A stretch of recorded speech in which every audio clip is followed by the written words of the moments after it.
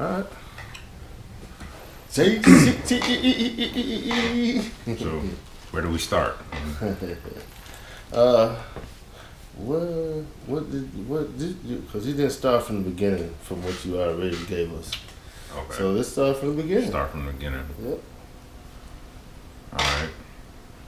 What's going on? It's JayCee, representing ATL, Decatur, by way of Detroit.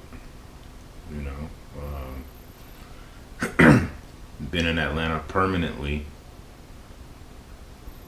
since '85, but I was here in Atlanta before then. I moved here. When I first moved here, I lived in Clarkston. You know, this was right after Christmas of '78, going into '79.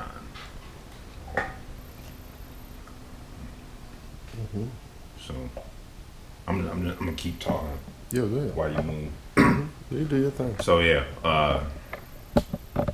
first moved here right after Christmas of '78, going into '79, and I lived in Clarkston. Went to Indian Creek. Parents got divorced a couple years later. Went back to Detroit, and permanently since '85. When I lived here, when I came back, I was in Decatur, right off of McAfee, Candler Road. You know, that was my neighborhood. We used to live we used to live on Nettie Court. Right off of McAfee.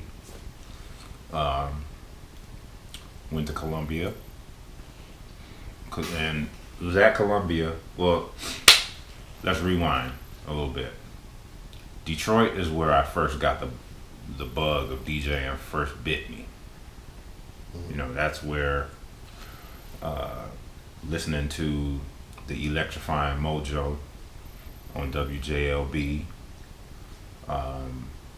used to play a lot of dopeness on the radio. You know, if anybody from Detroit is watching this, if you grew up in the early '80s of Detroit, you remember the Midnight Funk Association. You know, this was Mojo's thing. You know, WJLB. He was the first person to play Prince.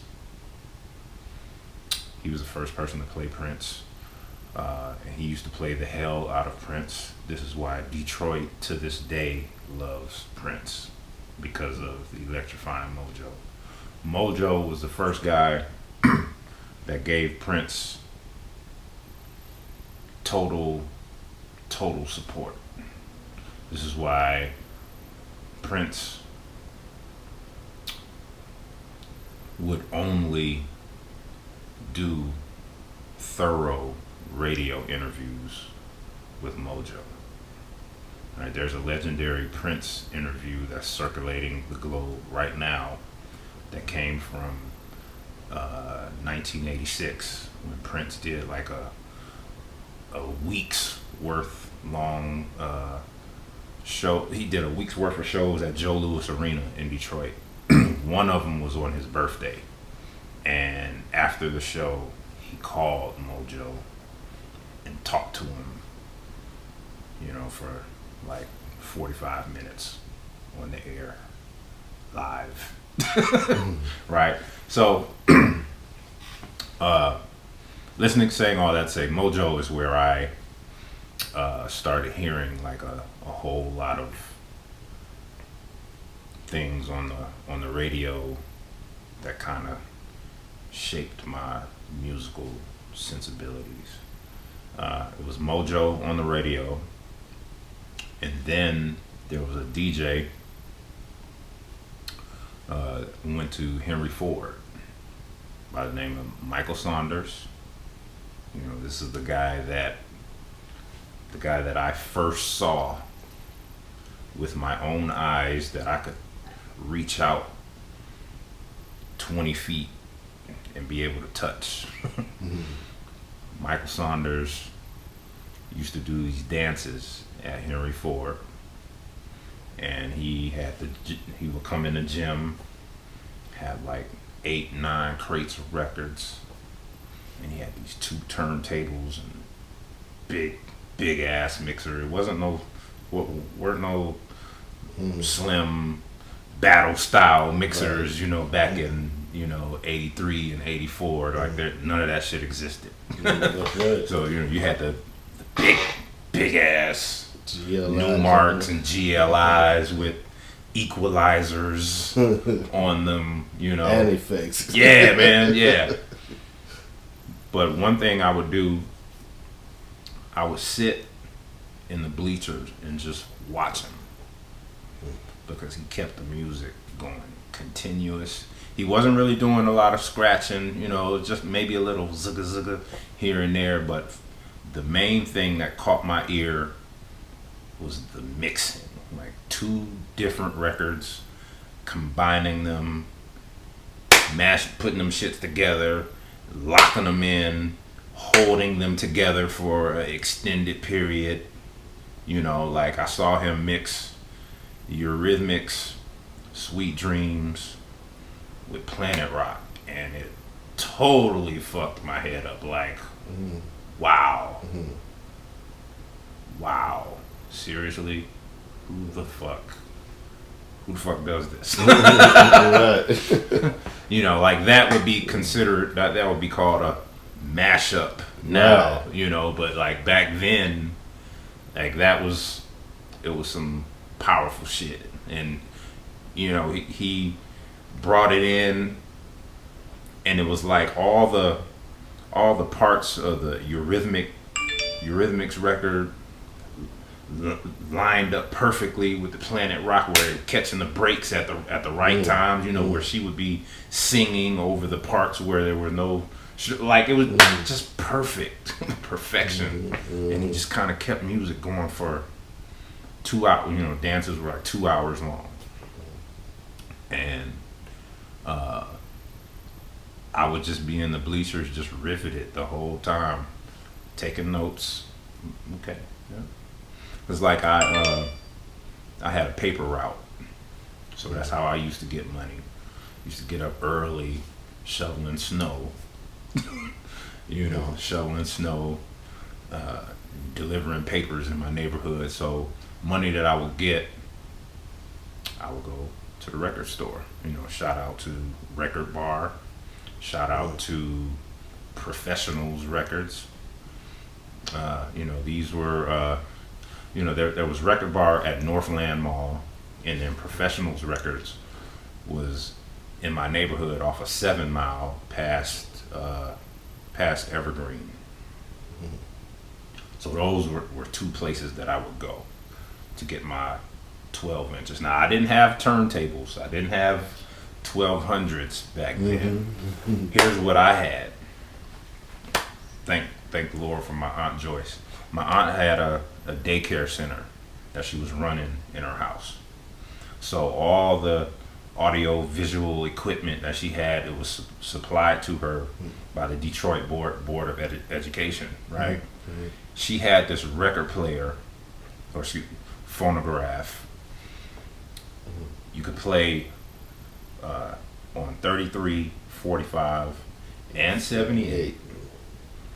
And it had a pitch control on it.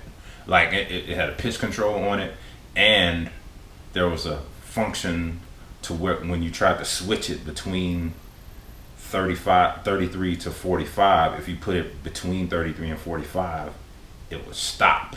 And then you could make it go in reverse if you wanted to, like, because it would just, and you could just spin it or spin it backwards or spin it forward, make it go, shit that fascinates you as a kid. But you used to.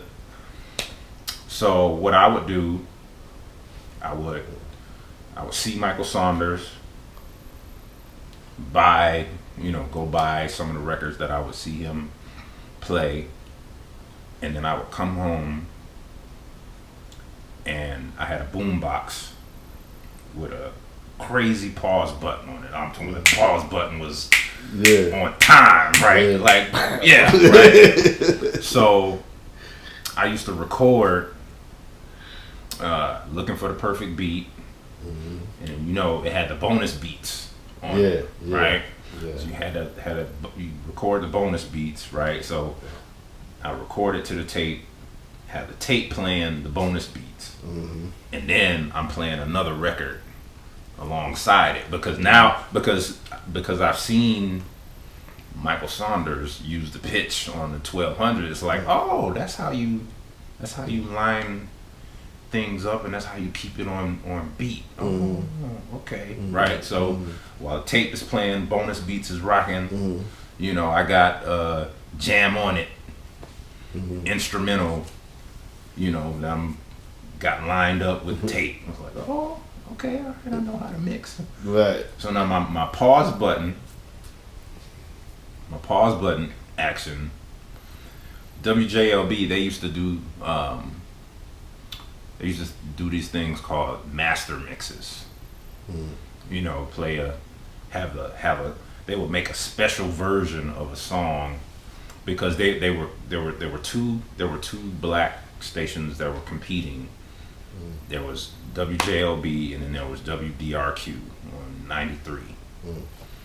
Both of the stations was kind of playing the same stuff, kind of, right? Like, and that was another thing that I used to enjoy when I would record things off of the radio, right? Because I would hear Hard Times, Run DMC on 98, and then I record like a little part, like a certain part of it, and then I turn the dial down to 93 because I knew they would play it at some point. And I'd get a little bit of another part from that part, then go back to 98 because you know they gonna play it again, you know. And I had my own like little version of it.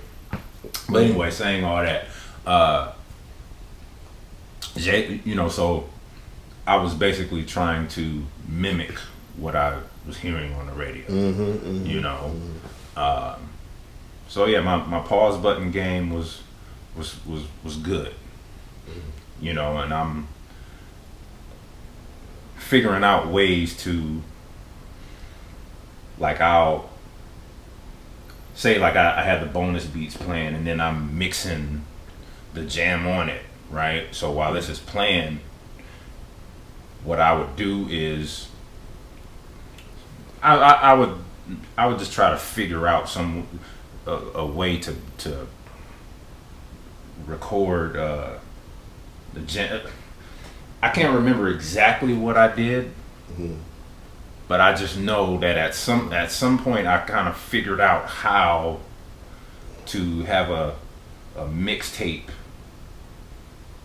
where the music was going continuously, even though like you didn't really hear the music together because I didn't have two record players. But you know, like the bonus beats would be playing and then Jam on It will come in like right on time. So then you could you know jam on it, then you could play Orbit and the beat goes on. You know, you slow that down just a little bit, you know, and then you know you figure get your timing together and then pause button, you know, you went from Jam on It to and the beat goes on now, right? Then you go from and the beat goes on Planet Rock, and you know I had about a 30-minute tape,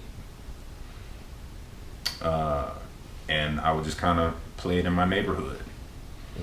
You know, we'd be outside, you know, me and my cousins, and you know, we'd be playing football in the street. I got this boom box playing my little pause button mixtape and shit. You know, my cousin Jay used to be like, yeah, my cousin, he did that. Yeah, Jason did that. You know.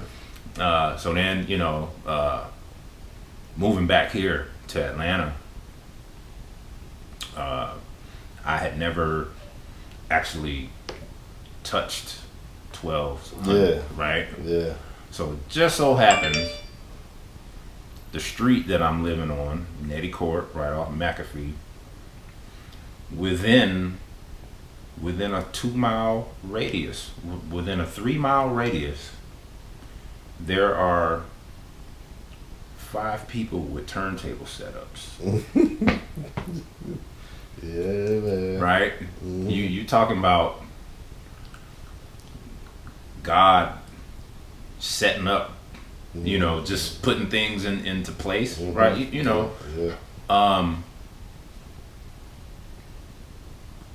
my guy Booby, I could cut through somebody else's yard on Nettie Court and be right in Booby's backyard on Wedgewood Terrace, right? Booby had an older brother named Charles. So Booby was spoiled. His mom used to buy him whatever the fuck he wanted. Whatever. He wanted to get into DJing. His mom used to work. Remember when that big ass Sears was on Ponce de Leon? That's where she worked. Okay. Right? So, and I guess they got paid, she got paid every Friday. Because every Friday in the evening, it was on. It was on. Yeah. You know. First we had a record store in the Candler Plaza shopping center called Music World. That was right there, right off Candler Road. Because before the grocery store was Dave's Super Value, it was Food Giant, right? True ATL, y'all remember Food Giant and Big Star and you know, right? So there was Food Giant, and then that plaza was a Revco, my barbershop that I still go to this day, Candler Plaza Barbershop, and Music World was right next door to the barbershop. I remember Music World. So we used to get records from there. You know, go there. We would also get on the bus, catch that 15 South DeKalb, go to South DeKalb Mall, Camelot Music, Atlanta Stereo. You see all the stereo equipment in the window, turntables, mixers, headphones, blank TDKs and Maxells, all that. It was like, ooh, like. You know, so one day Booby was like, yeah, so I want 1200s. So he didn't start out with 1200s first. He started out with the Techniques, the simple belt drives with the pitch. They go. Yeah. He had a set, and his older brother Charles had a set. Right. So in this one house. Booby got a DJ set up in his room, and Charles got a turntable set up in the living room. So I could just go either one. Right? This is where I get my first hands-on. You know, putting records, like really putting them together and trying to hold them. Right? Now what I had at home. You know, because we ain't really had money like that. Same here. You know, started out with a sound design component set. Right?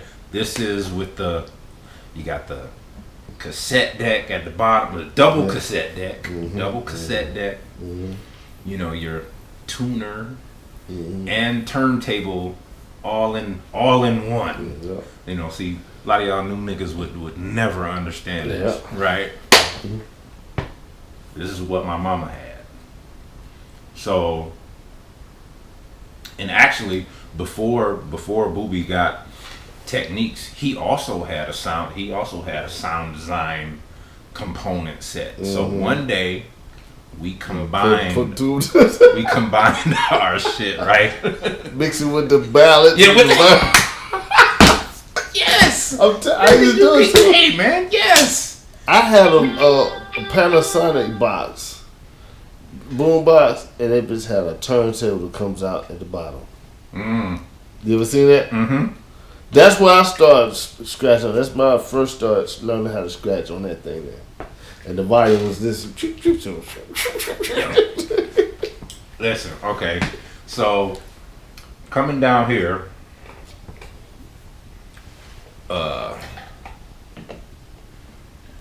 My first attempt at scratching.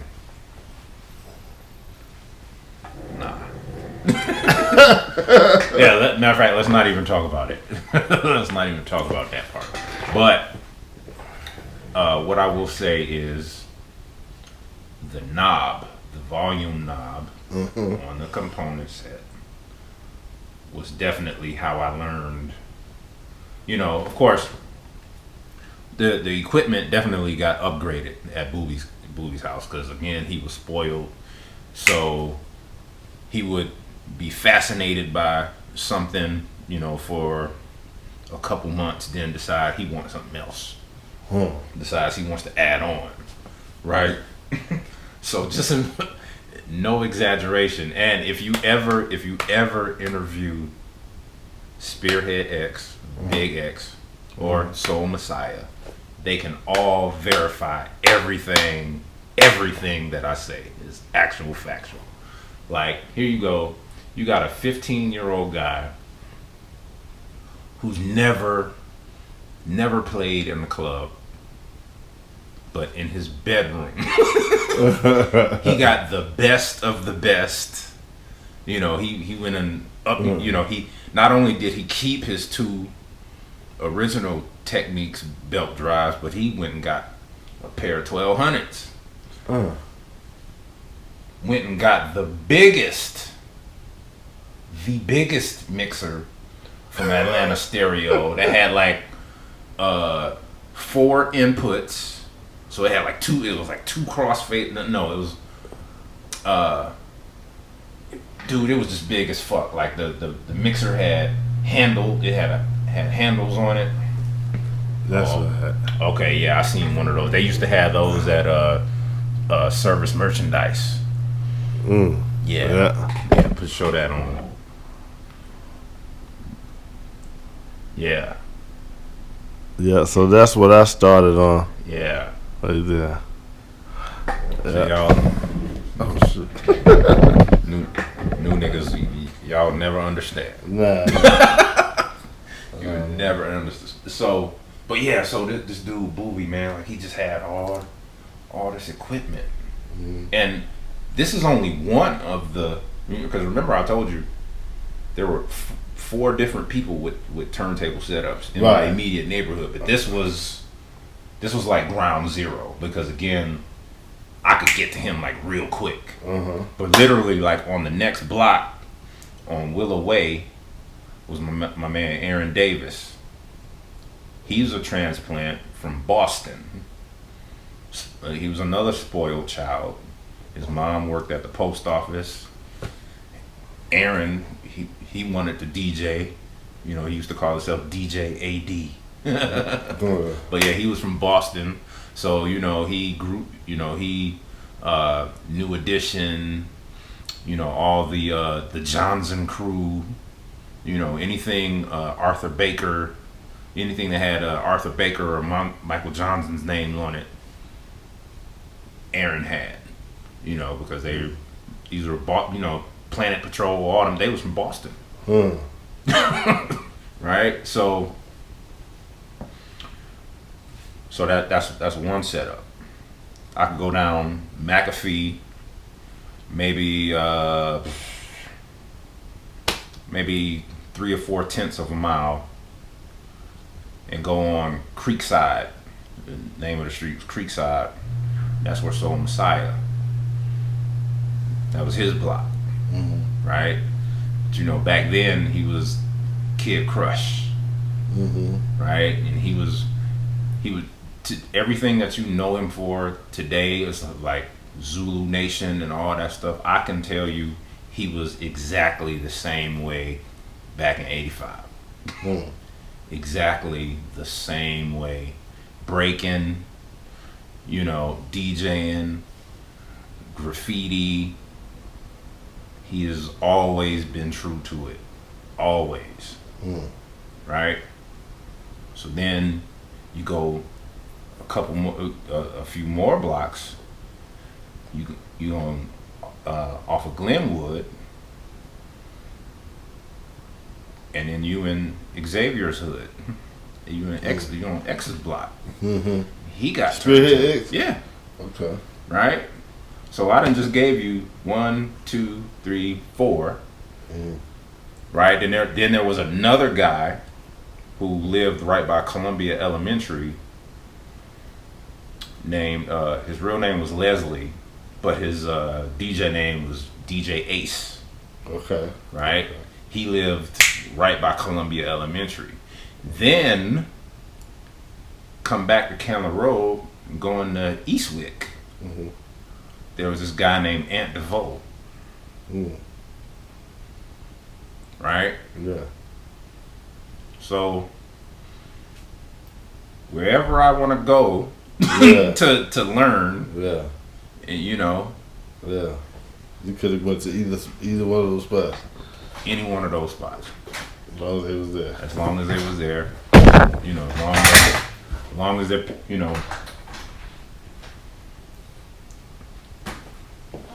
Okay.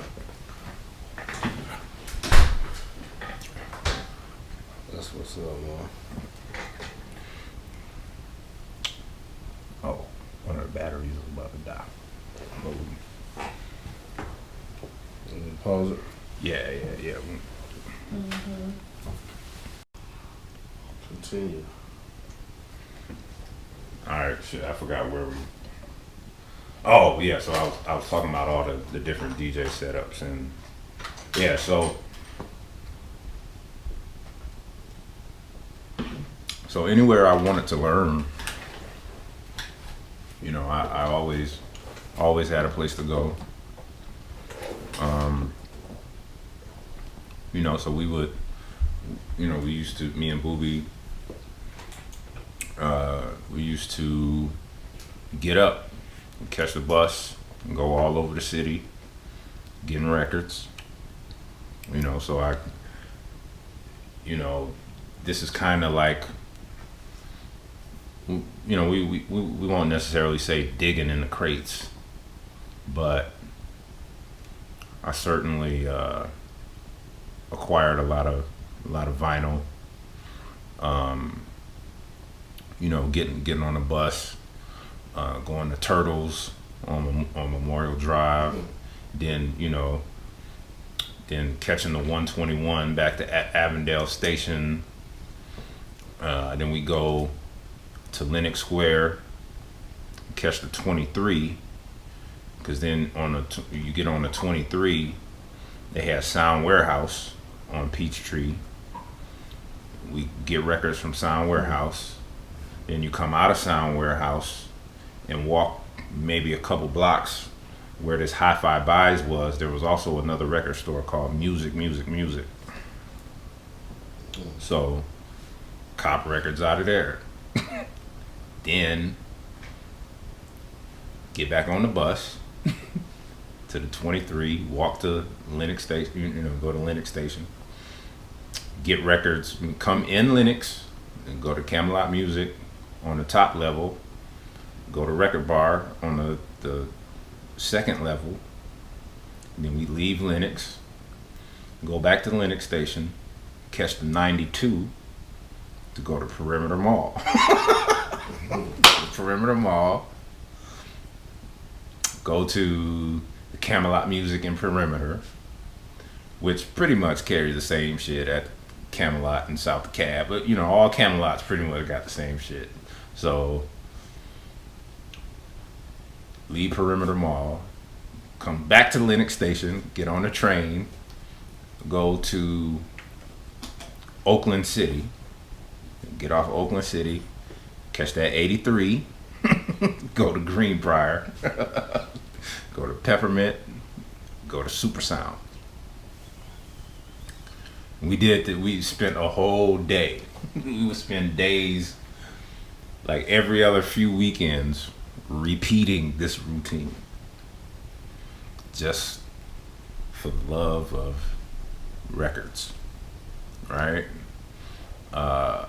Come back, practice.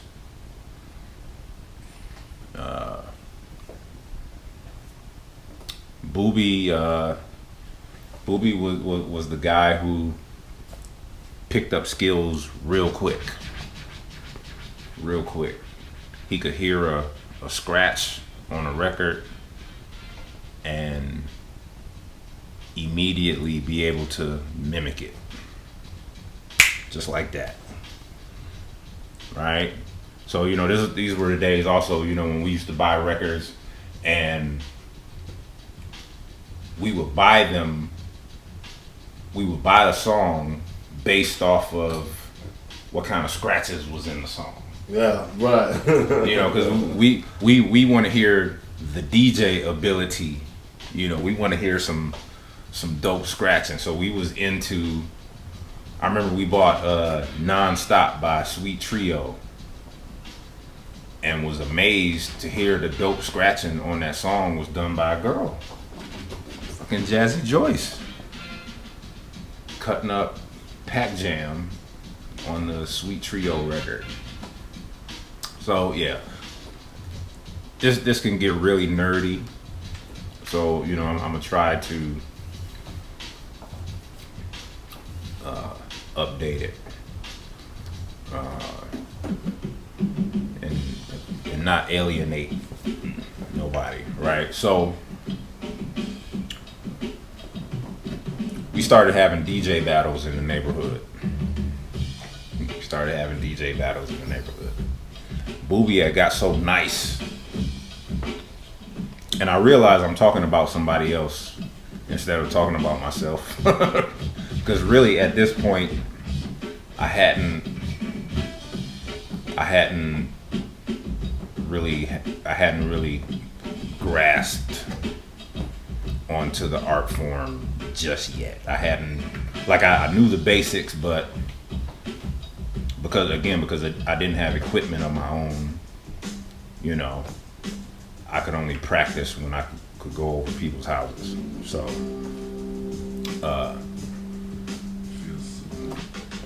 we had a guy that moved into our neighborhood named Charles, another Charles, and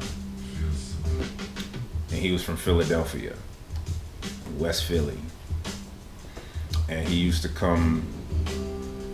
He would go home to Philadelphia ever so often, and when he would come back with these house party, block party tapes of Cash Money, Jazzy Jeff, before they were making records. Let me state that before the record. This was before you saw Jazzy Jeff's name on a record. This is the era I'm talking about. He would come back, and on these tapes, you will hear Cash Money, Jazzy Jeff cutting up "It's Time" back and forth, just cutting these records in ways that you've never ever heard. That we, meaning my immediate circle of people, we had never ever heard people cutting records like this before. So I get distracted when music is playing. My DJ ears are always on. Like I can't disconnect my DJ ears, period. Every time I hear somebody, it's like I stop talking and so I finally got my first 1200. You know, obviously I'm speeding up the story. You know, I ended up getting my first 1200 by this guy that most of y'all might know as KP, Kawan Prather. You know, a guy that discovered T.I., the Young Bloods. He worked at LaFace Records as an A&R man. So, you know, he got credit for signing Pink and a few more other artists that you may have heard of, like Outkast, maybe. You know, he was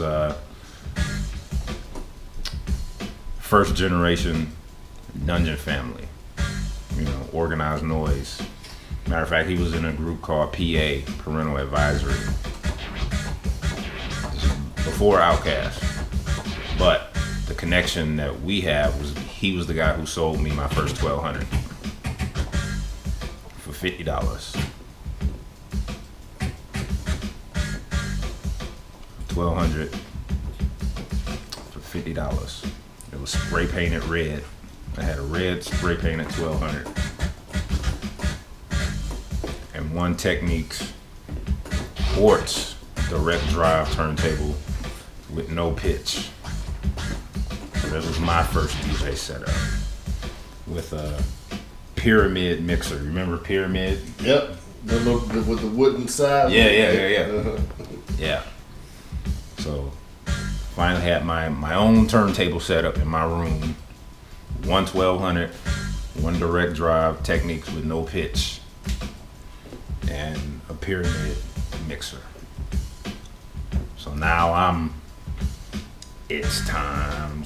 It's, you know, I'm starting to grasp the idea of backspinning, and you know, like I'm learning it a little bit. But at that point, DJing was only a bedroom thing. I had no idea that I was getting ready to start. I had no idea that I was getting ready to start doing something that would allow me to make a living off of it for the next 30 years. Didn't know that.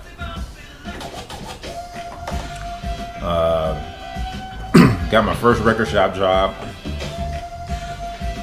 Third World Records on Candle Road. Shout out to my man Randolph. And the owner, what was his name? Was Mike. I can't remember his last name, but he liked my the developing encyclopedia of music that I was kind of turning into. So he hired me. So that was my very first record shop job, Third World Enterprises on Candler Road. You know, this was 87. This was when Afro Rican, Give It All You Got was out. Luan Love, you know, my hardcore rhymes with Everybody Say Yeah, like, yeah.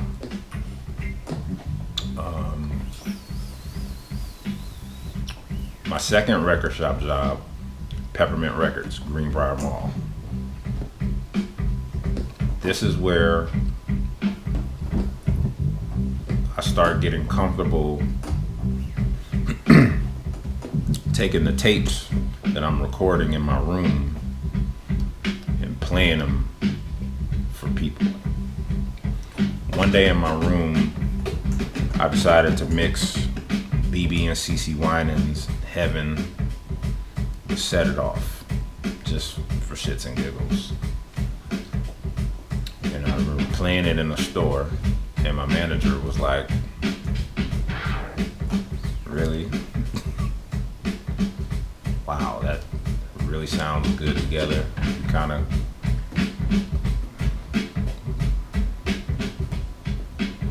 So that's 88 going into 89. At Greenbrier Mall, this is where I first meet Swift C, D-Rock and Swift C. They, remember when they used to, for their album covers, they used to go in the Foot Locker and record and take pictures in the Foot Locker. Yeah. I believe Swift. I believe they might have been in the Foot Locker at Shannon Mall. It might have either been been Shannon Mall or Greenbrier, where their album cover was shot at. One of the two. But yeah, this is where I met Swift C. This is also where I meet Saint Denson, who did the Swiss Beats, did the Styles P record, I Get High. He was the one that produced that. Okay. Right. He's from Detroit, so being that I'm from Detroit, we kind of made that link. Also, I'm glad you're playing Ultimate Breaks and beats in the background. In '88, going into '89, I had acquired a complete set of Ultimate Breaks and beats. At that time, they had only gone up to 21 volumes. So I had all 21 volumes and doubles. I used to go over to St. Denson's crib in College Park in Club Candlewood off of Washington Road. And would just be cutting up break beats for hours with Pickering needles that would air the shit out of my records. You had the sizzle like bacon. Yeah, man. Oh God. Like bacon and eggs. Oh man. Brand new records. You put them Pickering, and I guess you had the weight set wrong. Instant.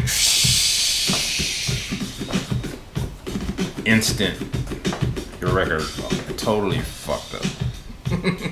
I aired out plenty of fucking records with Pickering needles. So, but yeah, man. So now I'm practicing, you know, because I got Jazzy Jeff and Cash Money sensibilities in my head now. You know, I'm learning about break beats, you know, by practicing what Curt is doing right now. Let's turn it.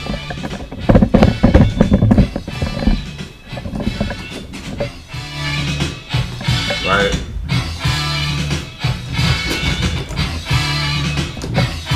Yeah. Uh-oh, okay.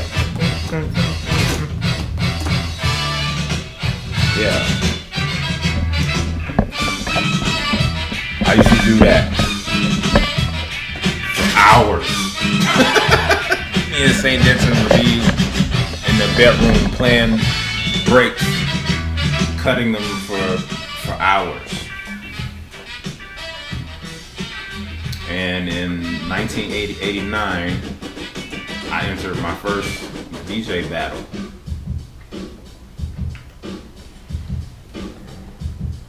The DJ battle was at Screaming Will's Roller Rink, Stewart Avenue. Oh yeah. Alright. So it's me, St. Denson. I don't remember what his DJ name was back then. So, you know, I just called him Rob, you know, that's the real name, Rob. Me, Rob, DJ Nabs is in the battle. So this is where I first meet DJ Nabs at a battle, Screaming Will's Roller Rink. My DJ name for this DJ competition, I call myself J Money.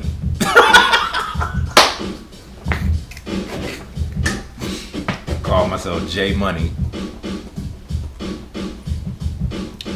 I call myself J Money. Because I had audio of I had a audio tape of the New Music Seminar where Cash Money and Joe Cooley had battled. So Cash had this Peter Piper routine that I started to learn just a little bit. So, you know, the fact that I knew a little bit of it.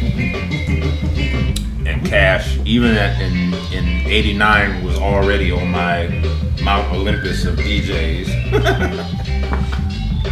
For this particular battle, I called myself J Money, thinking, that I'm gonna throw Peter Piper on and I'm gonna get stupid busy with it. That didn't happen. It did not happen. DJ Nabs was the winner of the battle. The prize was $500 and a job at the roller rink. Nobody wanted the job at the roller rink. Niggas just wanted the money. So, shout out to Nabs. Nabs walked home, went home $500 richer. And, yeah. So that was my first competition. So now, with all these break beats and stuff, and listening to hip hop by like Boogie Down Productions, Criminal Minded, Public Enemy, Yo Bum Rush the Show, Takes a Nation of Millions, Big Daddy Kane, Long Live the Kane, Paid in Full album. I'm making the connection that they're pretty much rhyming over these breakbeats. So it's like, oh, all right. Maybe I want to get into production. That might be what I want to get into. So here's how I start getting into production. Because I had an MC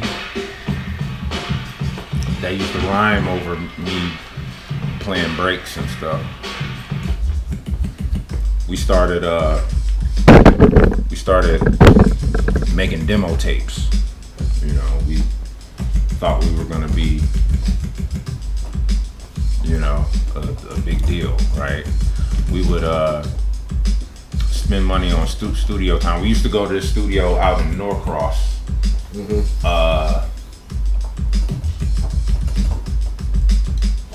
I'm trying to remember the name of the studio. But anyway, Polaris? Huh? Polaris, yes! That's it! That's it! Husband and wife duo in the studio. They knew how to work the boards and all that stuff, right? So I got these ideas, but I didn't know I didn't know shit about the equipment in the studio, so I always had to go to Errol and Yolanda. I can't remember their last name, but they were a husband and wife team.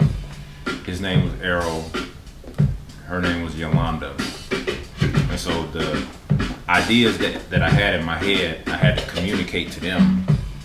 They had this big ass, what was the keyboard that had the sampler on it?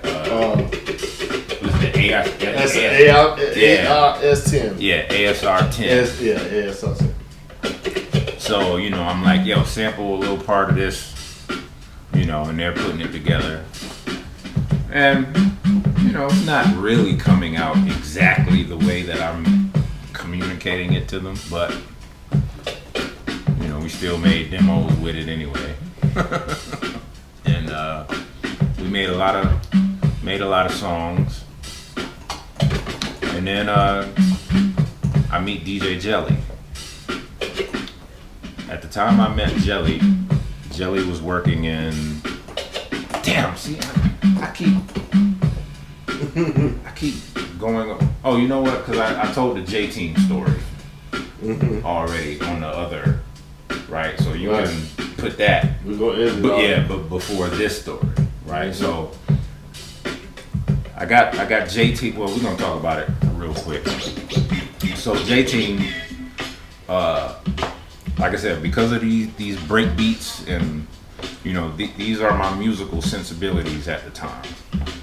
So I get down with the J team But all the DJs everybody else on the J team is boom, boom, boom, boom, booty, booty, booty, booty. You know, like making mixtapes with the 808 drum machine. You know, but I'm the J team member putting break beats on mixtapes. I'm playing break beats. I'm playing BDP, Tribe, X-Clan. So my tapes didn't sell like everybody else's tapes. My tapes didn't sell like everybody else's. And that's fine. I'm cool, you know. I'm cool. But the one thing that you may not have liked my mixtapes as a whole, but the one thing that you got from listening would be like, okay, he can definitely cut, and you know, he could definitely, you know, my tricks were starting to, or at least as far as you could see that I was definitely learning my way around the turntable and getting more comfortable, you know. Like I said, you may not have liked my mixtapes, but you couldn't deny some of the skills that were developing. Right? So Smurf, Kizzy Rock, Player Poncho, Lady DJ, like all their tapes, gone, flying out the store. Mine. Yeah. So I was the hip hop head, you know, whereas everybody else, you know, was playing the fast up tempo, and you know, I didn't really appreciate the much of the southern hip hop at the time. So I was kind of a snob. I didn't really start appreciating the booty music until going down to Daytona for Black College weekend. And yeah, so it was in Daytona where I realized the power of the bass. The bass is moving asses. Break beats, not so much.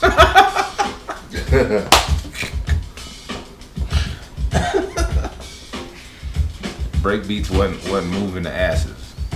The booty music is what was. Yeah. So kind of had a aha moment. It was like, okay, all right. So I had a girlfriend that worked at Tower Records at Lenox Square, you know, right by Lenox Square. So I used to get all my new music. She would give me a super deal on. So now, okay, it's like I got a lot of records. I'm starting to acquire a lot of records. The guy that I was working on demos with, you know, wait, oh damn, I skipped over the Jelly story. Fuck. Okay, so I meet DJ Jelly at Peppermint Records in West End Mall. Just because I just happened to be walking through the mall, and I walked past the record store, and somebody was playing X-Clan was coming, and I was like, oh shit, what is that? You know, so I go in. Didn't have no money, you know, but I just went in. I was kind of like window shopping and shit, and I looking through some vinyl. Jelly comes over to me, you know, with the sales pitch, but we end up having a convo about hip hop. You know, next thing I know, you know, like I'm telling them stories, you know, about, you know, my friend and the music that we were working on, and he's like, yo, I got a crew of people. They come over my crib every Sunday, you know, where we rap, you know, cut up, whatever. Come through. Okay, all right. So one Sunday afternoon, me and my MC at the time, his name was Brian, aka B.A. Mac. We show up at Jelly's crib. You know, I had a crate of break beats, and Brian had a mic, and just like Curt, what Curt is doing right now, going back and forth on break beats, I was doing that. Brian was rapping, and you know, when we were done, Jelly, they welcomed us into the crew, basically. So, where this relates to production, what we're about to get into, Jelly has this guy named Mike, this white boy named Mike Hirsch in his crew, because also Jelly was a student at the Atlanta College of Art. So Jelly is like, yo, my man Mike got a drum machine in his dorm room. You know, come through. Okay. So I go to the dorm room, Atlanta College of Art. Mike has, I mean, it's a small dorm room, but you know, he knows all about spacing. He could make the smallest room have room, you know, space management. He got 2 turntables, a mixer, an MPC 60, crates of records under the desk, and you know, speakers, monitors, and it's there. He showed me how to make a beat on the MPC 60. So now the songs that me and my guy Brian were working on, now they're getting better. They're getting better. They started getting better to the point where now the quality of the songs are to the point where we can perform. So we start opening up shows. Our first performance, we performed at Emory University in their spring concert, where they brought where a Tribe Called Quest was the headliner for their spring concert show. We opened up for them. You know, there were a whole bunch of other groups that performed, so I don't want to make it seem like we were the only group opening up for Tribe. It was like 10 other groups. 10 other groups that opened for Tribe that day. We opened up for Redman, you know, Gangstar, Boogie Down Productions, and you know,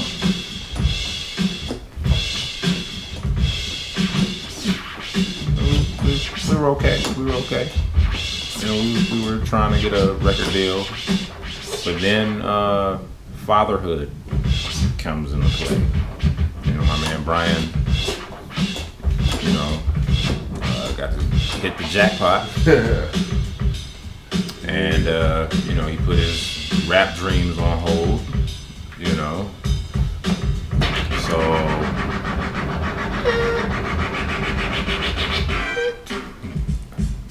I knew it. I knew that was it. Just by the sound that you were scratching, I was like, yep. Cool is back. Funk Incorporated. But yeah, so now my dude, rap is not an option. But I got all these fucking records now. I still had a interest in production. So this is where Curt comes into play. Alright, because I was affiliated with this crew called Nation Time Syndicate. Alright? and they had the studio. What is it? MLK? Yep. Yeah, right off of Martin Luther King. Over there by Doug High. And I used to go over there. What was I working on? I mean, the type of equipment was in the studio. LPC 60. LPC 60. And yeah, it was like a little setup in a rack kind of. Yeah. It was like a rack setup, but you had the MP and the turntable there. Everything was all in this little one rack. Yeah. And, I was fascinated. Yeah. He was paying dues and everything in these times. Yeah. Yeah. See, and this is what I say. It's always like when you're talking history, it's always best that you really, really talk about shit that actually happened. Yes. Shit that you actually lived. Yes. Because that way, when you have people around who also know, who also lived, breathed the culture, this guy was there.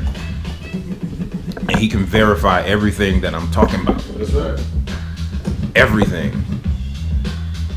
I don't speak on anything that I wasn't there to witness personally, you know, or right. But everything I'm talking about, he's seen. Yep, I was there. He was there. On the rooftop parties downtown? Yes. By, See, yeah, by West End by Market West Station. End, Yeah. See, Yeah. come on, man. Like, I was there. this is. So I had to sneak out the house then. Back in them days, I had to sneak out because my parents, I was too young to really be out that late. So I had to sneak out. Okay, all right. Let's see, you know, like around that time, you know, my mom just used to, you know, she used to let me, you know, I used to always have my mom's car a lot. You know, shout out to the Toyota Camry. We had a car phone, so she used to always have a motherfucking phone bill that was sky high because I was always trying to goddamn.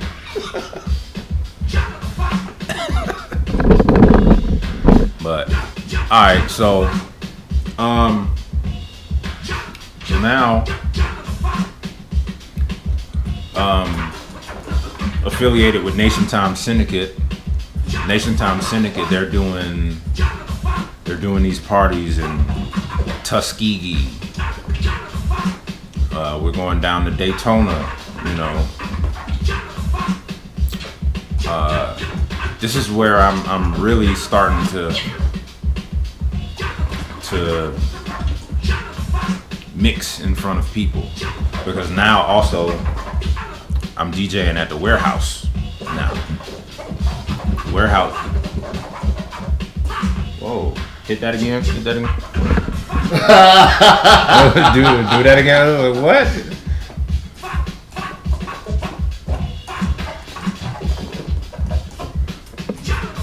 Okay. I ain't, you know what I'm saying? My little two fingers ain't coordinated. Alright.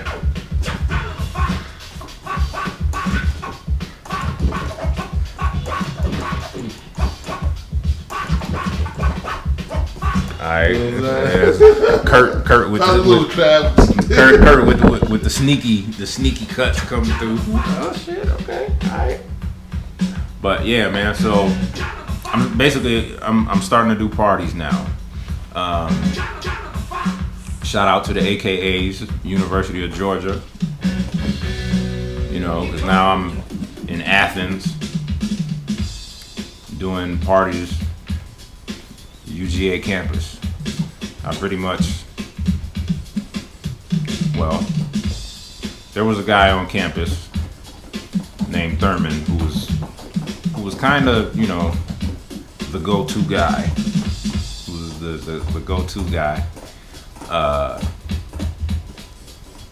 But I noticed that at his parties, he was only really he would play majority booty shake at his parties and small amount of hip hop. You know, so his record selection wasn't really his record. He didn't really bring that many crates. What I was noticing, he wasn't really bringing that many crates of records to a party. So, you know, sometimes you might hear a song 3-4 times, and you know, I didn't really subscribe to that theory, right? So AKAs let me do one of their parties, and you know, I hit niggas with a variety, you know, reggae, booty, hip hop, R&B, like old school. Slowly but surely, I started doing more parties. UGA. You know, wasn't undercutting. You know, like I don't believe in, you know, that undercutting. That's never been my thing. You know, I just kind of got in where I fit in, and I played differently than, you know, than what people were used to, and that's how I got in. And you know, I started cutting my teeth that way. So college parties, UGA, coming back to Atlanta on Fridays to rock at the Warehouse. When I started playing at the Warehouse, the main DJs before I started playing at the Warehouse, there was Lil Jon, there was DJ Dose, Wiz, and a cat from St. Louis named DJ Slice. These were the regular guys at the Phoenix. You know, the Warehouse was the Phoenix first. So these were the regular guys on Friday, Saturday nights. So I started showing up with crates of records, and you know, niggas would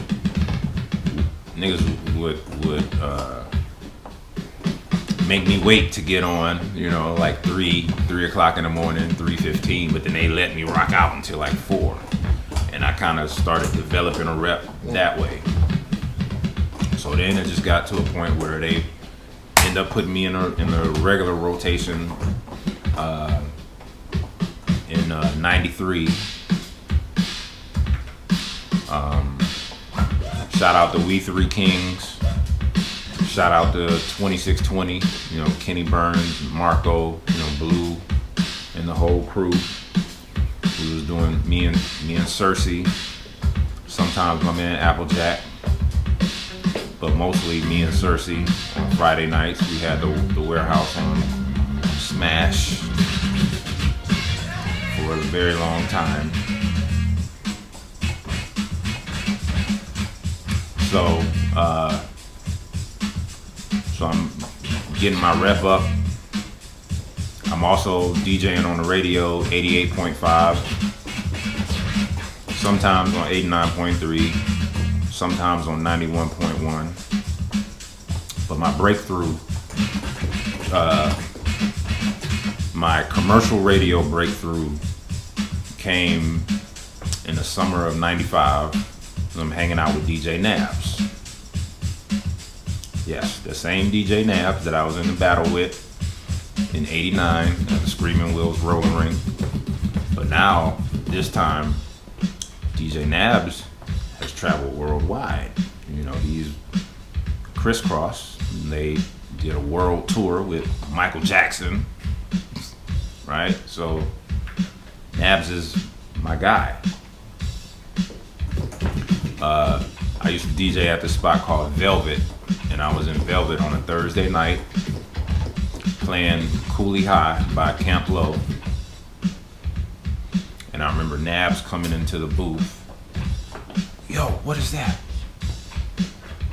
And then he was like, yo, I got this show on V103 where they let me mix every day from 10 to 12. Come through. I want you to do a set on my show. So from that one guest appearance in August of '95, that led to me filling in for Nabs whenever he would have to go on the road with Crisscross or the Brat or Escape or sometimes Mariah Carey. So I'm getting my radio weight up, filling in for Nabs. So that led to me officially getting hired. Like all my months of filling in led to me getting hired right before the Olympics when they came here.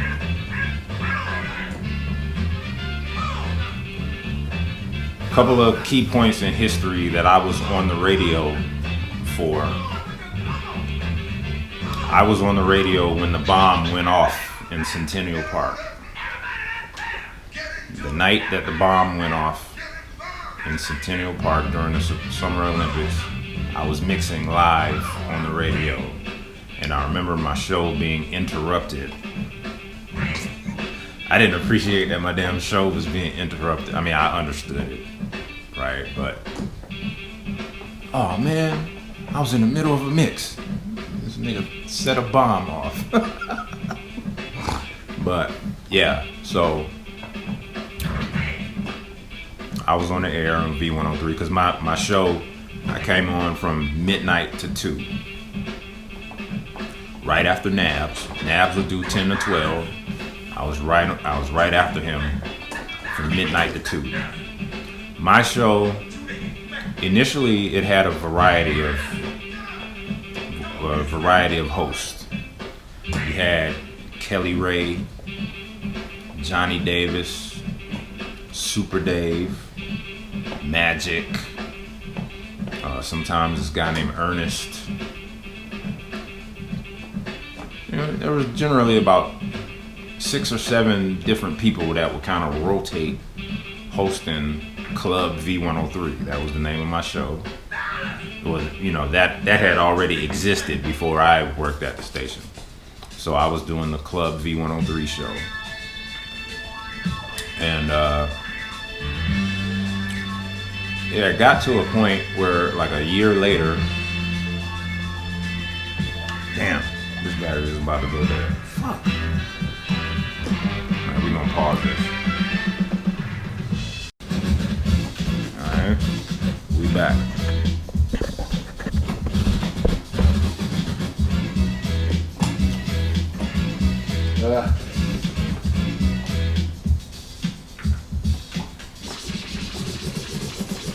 Alright, so I'm doing the Club V103 show on Friday nights, right after DJ Nabs. His show was called The Thunderstorm. I'm soaking up everything that I see Nabs do. Nabs was pretty much a one-man show. He could mix live, take the time to answer phones. Answer the phones, record the callers. He could run the board and host. Right? Like I'm watching Nabs do this week after week after week after week after week. Like, right? So I see he's reading the liners, you know, blah blah, yeah, you know, da da da da da da da da, right? So again, this is what I'm seeing being done right in front of my eyes, week after week after week after week. So there comes a time when Nabs left V103 to go to Hot. He's doing 6 to 10 at Hot.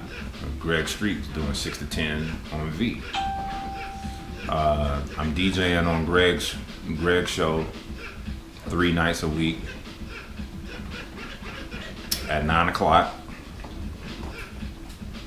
In addition to doing my Friday night show, but technically Saturday morning show, midnight to 2. I'm still DJing on 88.5 every other weekend, you know, as a part of the Weekend Wrecking crew. So I had my foot in both commercial world and the underground world. The best of both. V103 was a 100,000 watt station. 88.5, another 100,000 watt station. So because I'm on both of these big ass stations with big, huge listenerships, you can imagine the type of record service that I was getting. All types of records coming to my door every day. UPS. I miss them days. Bruh. UPS, FedEx, every day there was something new at my door. Every day. Doubles, test pressings, right? So I had gotten to the point where, okay, in 97, you know how I initially said that there were like 6 or 7 people that were hosting the Club V103 show. At one point, it started to be one person. This guy named Johnny Davis, whose radio name was, he called himself Lil Buddy. So my show was 2 hours.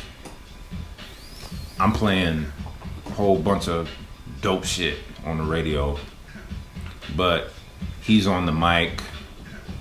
He's hosting. He's not really sounding enthused, about some of the stuff I'm playing.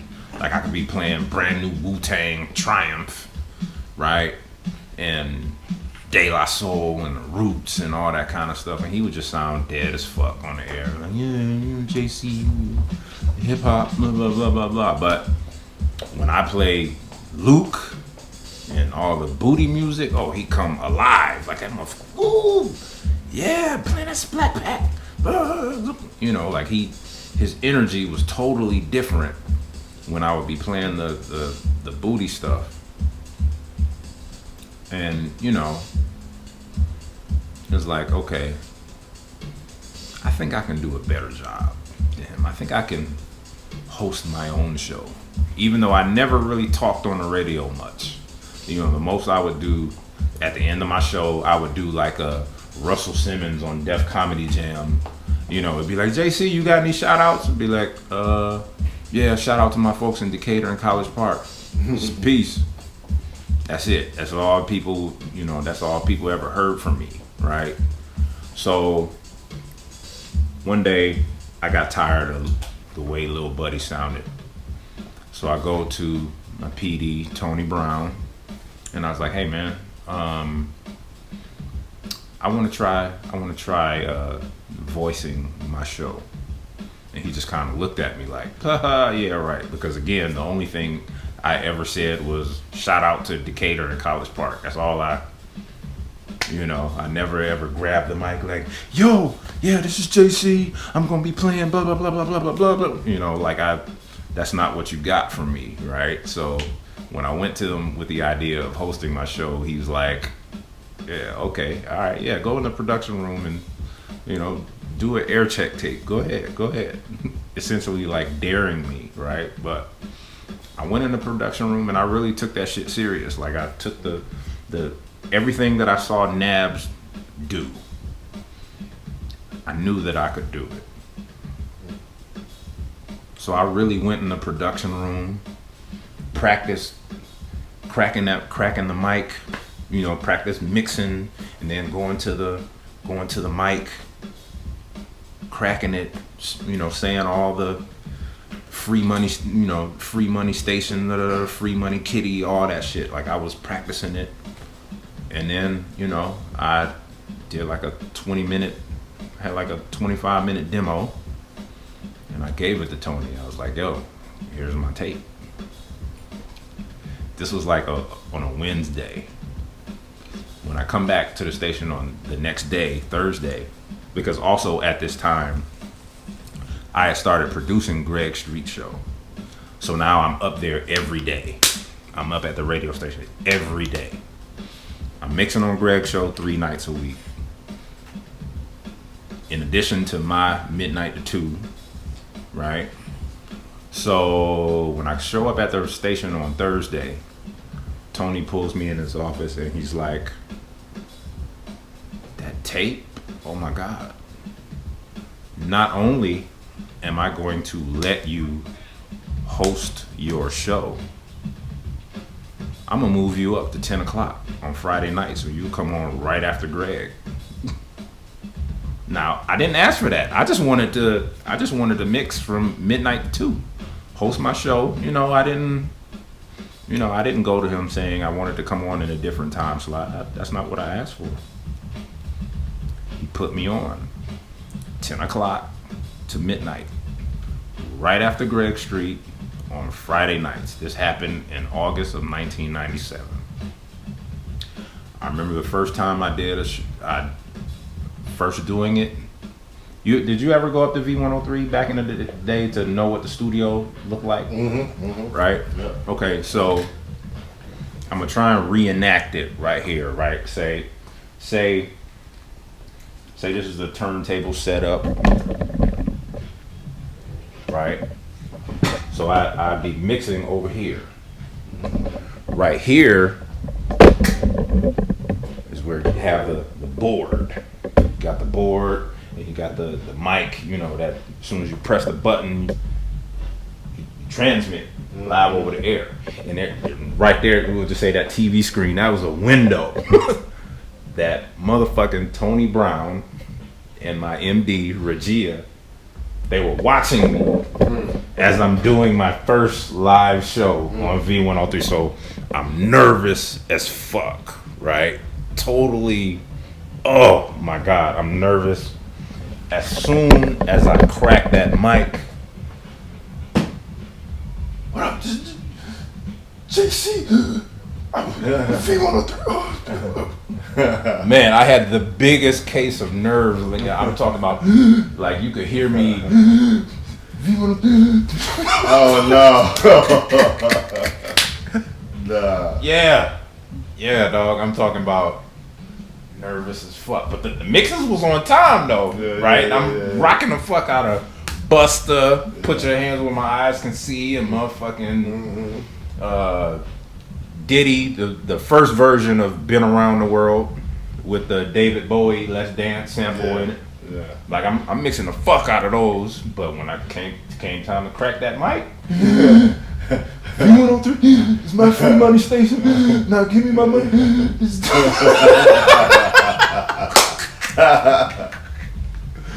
We'll be right back.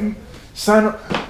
V103. Right, and then I push the button. And I'm not on the air. I'm like, oh God, no. Oh, wow. Right? Tony and Regia, they're laughing their ass off, but they fucked with me, right? Because I did all the breaks cleanly. Yeah. When I opened the mic, I said what I needed to say. I didn't say a whole bunch of extra shit. Right. Your job is to get in and out of the music, hurry up and do the commercials, and then come back to the music, right? Because we're competing with Hot, right? Because for a while V103 was the only game in town commercially, right? So then, what was it? 97? It was 97.5. Yeah, 97.5. Yeah. So when Hot signed on, this is why V103's whole shit changed up, because V103 was bougie as.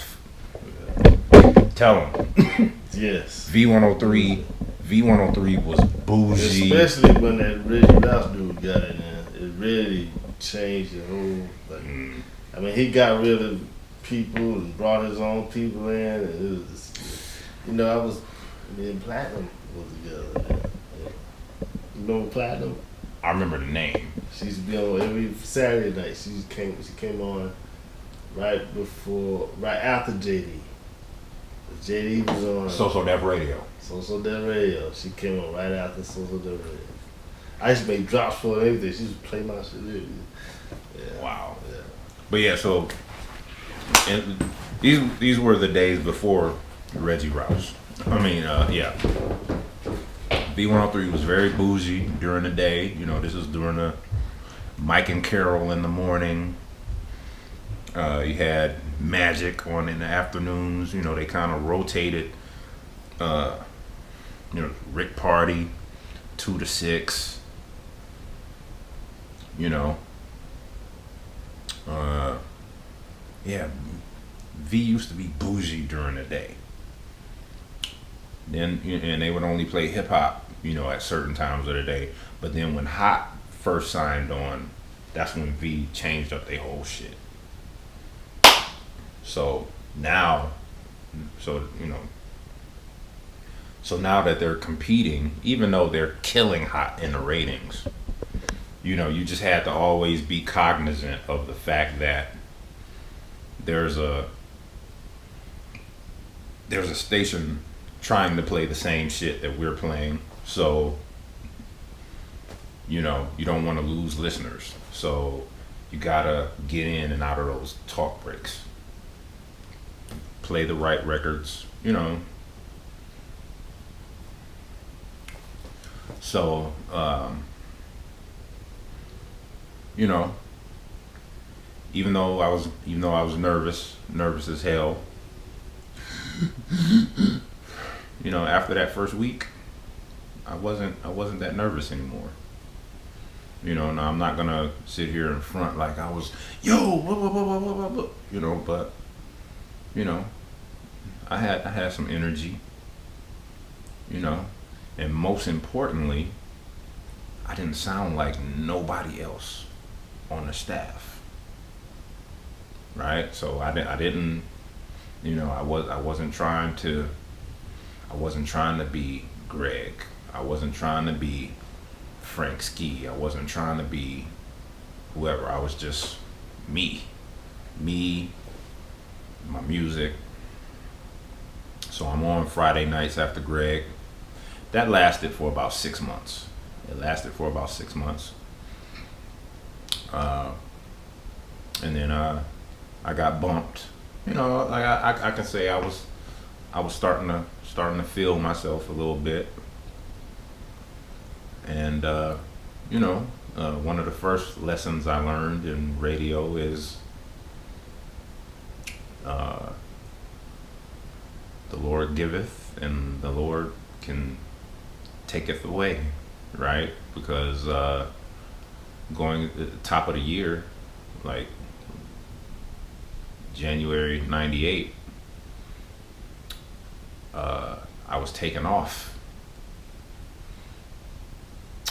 My 10 p.m. to midnight slot was taken away from me. We won't get into why. It don't really matter. I wasn't fired. That's the important thing we can take away. I wasn't fired. Just a little demotion of sorts, or what I thought was a demotion. You know, anytime you do radio in a prime time slot, you know, when you suddenly come on at 2:00 in the morning, you know, one of the first thing you're thinking is, man, ain't nobody gonna be listening to the radio at 2:00. Damn. I'm not gonna be able to get none of the club money. Man, ain't nobody gonna want to listen to me at 2:00. From 2 a.m. to 7 a.m.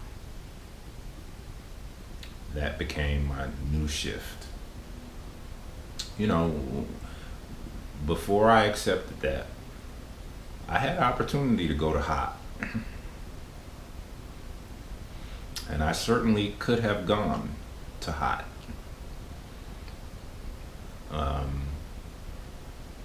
There was a new PD in place at Hot, and this guy named Daryl Johnson. And we'll get to that story in a second. But yeah, so initially I looked at 2 a.m. to 7 a.m. as a demotion. So at first I was thinking about going to hot, and I thought about it, and then I realized that hot already had like 9 or 10 DJs there, right? So that's just too much. Let me stay where I am and make the best out of 2 a.m. to 7 a.m. third shift, right? So when I decided to do it, when I agreed to do it, my PD said, you can play whatever you want. Play whatever you want. Continue doing what you were doing. Go balls to the wall. I don't give a fuck. Play what you want. From 2 to 4. Okay. You don't have to tell me. You don't have to tell me that twice. If you tell me I can play what I want to play, you know, especially since you already know I have a sense of what what to do for radio. If you're telling me I can play whatever I want, I'm gonna do that.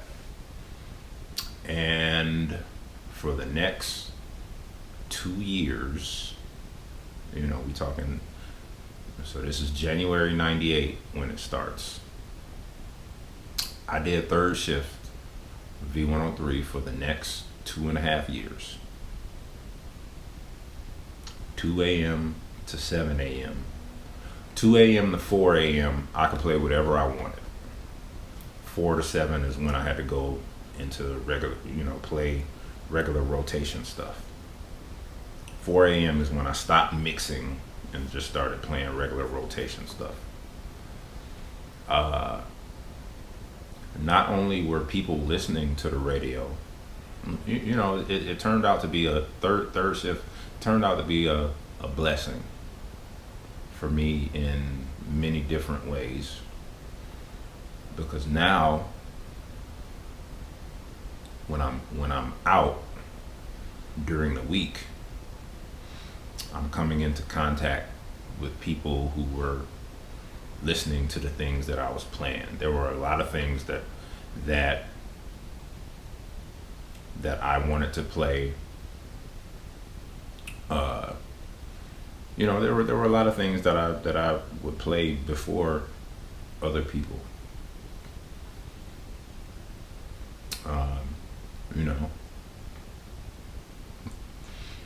A lot of records, between the years of 97 and between the years of 97, 96 really, summer of 96 when I first got hired on V. A lot of records got their first spin,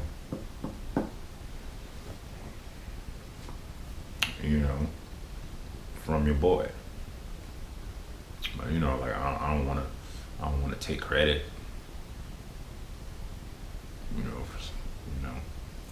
but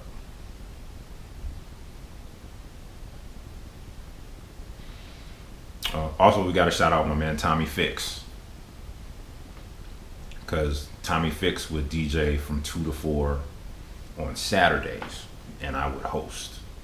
So, I'm not gonna say just me. Gotta shout out my man Tommy Fix. Somebody talk to Tommy Fix, please.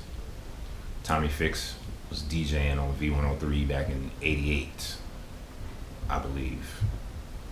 Tommy Fix knows a lot of Atlanta radio history. So Tommy Fix is definitely a guy you want to talk to. That's my man, Tommy. So, yeah, playing a lot of records, playing what we're playing whatever we want to play. People are paying attention, because regular clubs would close at 4, everybody would go to 112, or sometimes people would go. You know, sometimes people would just go to 112 early. You know, and people would be listening to the radio. You know, I started getting a lot of regular calls from people who were captivated by, you know, some of the things that me and Tommy would play. And then in 2000, I DJ'd Ludacris' single release party for What's Your Fantasy. Now, I had known Chris prior to, but he had a release party for his single at this spot called the Chili Pepper in Buckhead on Tuesdays. Shout out to the Midnight Marauders crew, Felix, Jarrell, Mufala, Chef, Chanel, you know, Sarita, the whole crew. Chili Pepper had shit on Smash on Tuesdays. It was me, Mars, Cowboy, Trauma. So, Luda has his single release party there. I'm DJing, and he approaches me and he's like, "Hey man, when I start doing these shows, you know, I want you to come on the road with me. You know, when I start doing live shows." All right, cool. So at that point, his single was out independently, but then he ended up getting this deal with Def Jam South. So the album that he put out independently, Incognito, got re-released on Def Jam South as Back for the First Time, and it had a couple of extra songs. So September of 2000 in Cleveland, Ohio, I do my first show with Ludacris. And after that, did not look back. For the next 11 years, you know, because I got fired. Ultimately, I got fired in September of 2011. But yeah, September of 2000, my first show with Luda was in Cleveland, Ohio. And from that point till September 2011, there wasn't a major stage or a TV show, any TV show that featured any kind of hip hop performances. I was on it with Ludacris. Wherever you saw Ludacris performing, you saw me in the background on these turntables. You know, sometimes the shows like we did Soul Train one time, performing Welcome to Atlanta with Jermaine Dupri. So there was one time where I was not doing live scratching, but I was certainly looking like I was doing live scratching, you know, and there's actually no scratching on the song of Welcome to Atlanta, right? But if you ever watch the Soul Train clip, you'll see me in the background and it ain't no scratching. Yeah, no scratching at all, man. But you know, yeah, I'm back there, you know, faking it. Yeah, I was doing the same thing with not who that, but high low. You know, high and them lows. I'm back there like same thing. Wow. Yeah. Mm-hmm. So, yeah, that was a thing. So I pretty much talked about everything up to the Ludacris. Okay. Era. Okay. All right. So I guess we can always continue. Yeah, we can do that another time. We'll talk about the Ludacris. Because yeah, I might have to do one whole thing on you. All right. Yeah, I got. Hey, I've seen some key things Right. here. So, and again, everything that I'm speaking can be verified. That's right. By people. So. All right, well, we're gonna pause. Yeah, we're gonna pause for the cause because we done went through.